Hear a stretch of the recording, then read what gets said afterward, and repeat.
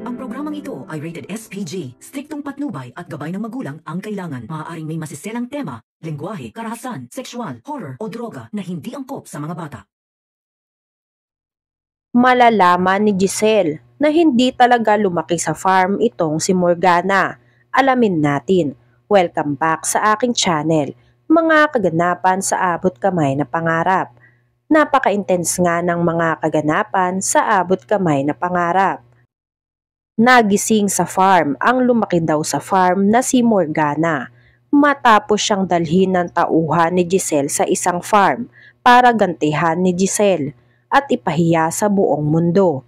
Walang nagawa si Morgana kahit anong sigaw at hingi ng tulong ni Morgana ay walang nakakarinig sa kanya. Maliban sa 2 tauhan ni Giselle, sinubukan magtanong ni Morgana kung sino ang nag-utos sa kanila pero hindi ito sumagot.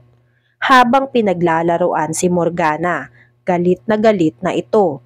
Sa pamimilit ni Morgana na malaman kung sino ang nagpahirap sa kanya, biglang lumabas si Giselle. Nasurpresa si Morgana sa paglabas ni Giselle. Tuwang-tuwa si Giselle sa itsura ni Morgana at sa lahat ng panlalaro kay Morgana ng mga tauhan ni Giselle. Hindi alam ni Morgana na kanina pa siya na videohan nila Giselle at sa ngayon ay trending na ang video na in-upload sa social media, gaya ng ginawa ni Morgana kay Giselle. Nagsabi si Morgana, "Pakawalan mo na ako, Giselle. Nakakadiri dito, Giselle, ano ka ba?" Sumagot si Giselle, "Akala ko ba lumaki ka sa farm? Di ba sabi mo sanay ka sa hirap? Bakit hindi ka matagal dyan? Di ba para ka na din nasa farm niyan? Ibig sabihin ba niyan hindi ka nagsasabi ng totoo? Hindi ka talaga sanay sa farm?" Sumagot si Morgana, "Oo nga, lumaki nga ako sa farm. Pero dati yun. Iba na ang buhay ko ngayon at ayoko na balikan yun. Kaya please lang, alisin mo na ako dito. Ibalik mo na ako sa Apex. Maawa ka naman sa akin, Giselle." Sumagot si Giselle nang natatawa. "Naririnig mo ba ang sarili mo, Morgana? Naaalala mo ba yung ginawa mo sa akin? Hinayaan mo ba ako na magligpit muna ng mga gamit ko bago mo ko paalisin sa opisina ko ng puwersahan? Di ba hindi? At hindi ka pa natuwa. Vinidyo mo pa ako para ipahiya sa maraming tao. Ano ka ngayon? This is my revenge and feel it. Marami pa tayong pagdadaanan. Hindi pa tayo tapos, Morgana." Samantala, nagkakagulo na rin sa Apex nang dahil sa pagkawala ni Morgana at ang sinisisi ni Zoe ay ang pamilya ni na Annalyn, lalong-lalo na si Chang Susan. Tumindi ang eksena sa pagitan nila.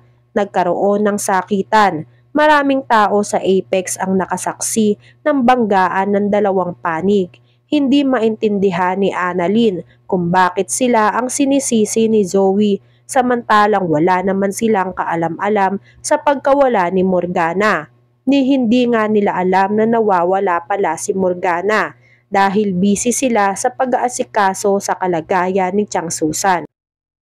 At dahil sa ginawa ni Zoe at Madam Chantal, napilitan tuloy lumaban ng pamilya nila Annalyn at nakaganti sila sa pambababoy sa kanila ni Madam Chantal. Dumating si Doc Ray kasama si Doc Luke. Kitang-kita ni Doc Ray kung paano nagrarambulan ang magkabilang panig. Nang maawat na ni Doc Ray ang mga nagrarambulan, pinagsabihan ni Doc Ray ang dalawa, "Nakakahiya kayo, nasa ospital kayo. Bakit ba kayo nag-aaway na naman?" Sumagot si Zoe, "Doc Ray, tinatago kasi nila si Tita Morgana." Nagulat si Doc Ray sa sinabi ni Zoe. Patuloy pa din sa pambibintang si Zoe, kaya sumagot na si Annalyn, "Anong pinagsasabi nyo? Wala nga kaming alam sa sinasabi nyo. Bakit? May ebidensya ba kayo?" Natameme si Zoe at napatingin kay Madam Chantal. Sumagot si Zoe, "Wala. Pero sinabi kanina niyang matanda na yan na may gagawin siya sa Tita Morgana ko. Eto na yon, kaya nawawala ang Tita Morgana ko." Sumagot si Chang Susan, "Pwede ba, Zoe, tumigil ka sa kapraningan mo? Manang-mana ka sa lola mo. Pareho kayong adik. Nanlilisik ang mata ni Zoe, kaya inaya na ni Madam Chantal si Zoe na pumunta na lang sa opisina niya para doon nila isipin kung saan maaaring pumunta itong si Morgana. Pagdating ng maglola sa opisina, hindi makamove on si Madam Chantal sa ginawa nila Tiang Susan sa kanila na paglaban. Kaya nasabi na lang ni Madam Chantal kay Zoe na palaban talaga ang pamilya ni Lynette. Pero sa obserbasyon ko, parang wala naman silang kaalam-alam sa pagkawala ni Morgana. Kaya napatanong si Zoe, nasaan si Mami? Nagulat sila Zoe nang biglang may pumasok sa opisina. Akala nila ay narinig na naman si Zoe na tawaging Mami si Morgana. Bumungad si Daphne, Madam Chantal, may kailangan po kayong makita at mapanood. Alam ko na po kung nasaan si Ma'am Morgana. Nagulat si Madam Chantal at Zoe. Kaya naman agad kinuha ang cellphone ni Daphne at pinanood ang video ni Morgana. Nagulantang sila Zoe sa ginawa kay Morgana. Nagtanong si Madam Chantal kay Daphne, saan mo nakita tong video na to? Sino ang nagpasa sa'yo? Sumagot si Daphne. Viral po si Ma'am Morgana sa social media, Madam. Napawat na lang si Madam Chantal dahil hindi akalain ni Madam Chantal na babalik kay Morgana ang ginawa niya kay Giselle. Kaya napasabi tuloy si Zoe, sabi ko na nga ba, alam ko na kung sino ang dumukot kay Mami, si Tita Giselle. Siya lang naman ang ginanyan ni Mami kaya siya lang ang pupwedeng gumanti kay Mami na ipahiya sa social media. Galit na galit si Zoe. Sabi ko kasi kay Mami mag-ingat siya. Kilala ko si Tita Giselle. Hindi papayag yun na tapak-tapakan siya. Kaya gaganti at gaganti yun. Ano na ang gagawin natin la? Sumagot si Madam Chantal. Antayin na lang natin. Alam ko naman na pakakawalan din siya ng Tita Giselle mo.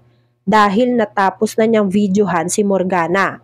Habang nag-uusap sila Zoe at Madam Chantal, nag-uusap din sila Lynette kung ano kaya ang nangyari kay Morgana. Dahil mukhang kumbinsido daw si Zoe na nawawala ang Tita Morgana niya. Kaya sumagot si Josa, hindi kaya nakidnap for ransom si Morgana?